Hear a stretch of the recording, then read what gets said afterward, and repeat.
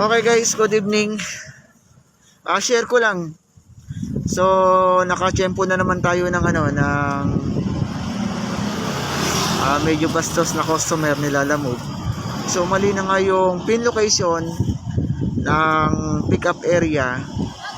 So, gagawin pa tayong manghuhula sa kanyang number ng bahay. So, number ng bahay niya, pahuhulaan pa kung sa atin. So, hindi po ganon na po. So, mali na ngayong nag-booking. So, kayo kinakausap ng maayos. Makipag-usap kayo ng maayos. Dahil hindi trabaho ng rider na hanapin ang maling pin location, ang maling pick up area ng nag-book. So, kaya nga kayo may mga contact number para ipaliwanag ng maayos sa aming mga rider. Na po. So, huwag kayong bastos. Na po. Buti na lang hindi ako bastos kung nagkataon nag-away tayo. Para din yung kahapon, pinaka-cancel ko yung order, yung kanyang booking kasi mali ang pin location niya, napakalayo ko. Sobrang taray pa niya. Grabe na kung ano paliwanag pa niya. Hindi ko naman makancel kasi maapektuhan yung aking account. And then, so ang ginawa ko, tinawagan ko pa rin siya. Pinaka-cancel ko pa rin sa kanya. Bandang huli, hinahanap niya sa akin nasan daw yung lechon. Di wow.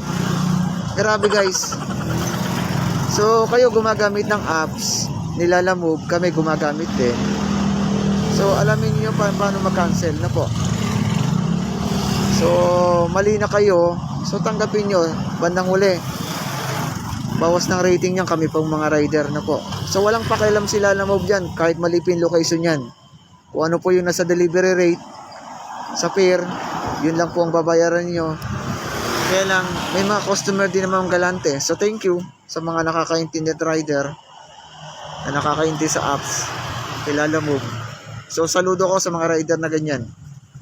So, tiyaga lang po tayo. Doon sa mga bastos, manatili tayong kalmado. Ano po? So, hindi naman laging lahat ng ganyan pagkakataon, ganyan sila. So, maging maayos po tayo parang hindi kasi tayong taong kausap. At hindi kami manghuhula sa mga number ng mga bahay ninyo. Na po. So, yun lang. Mabuti na lang. Medyo okay yung drop-off location ko ngayong araw na to.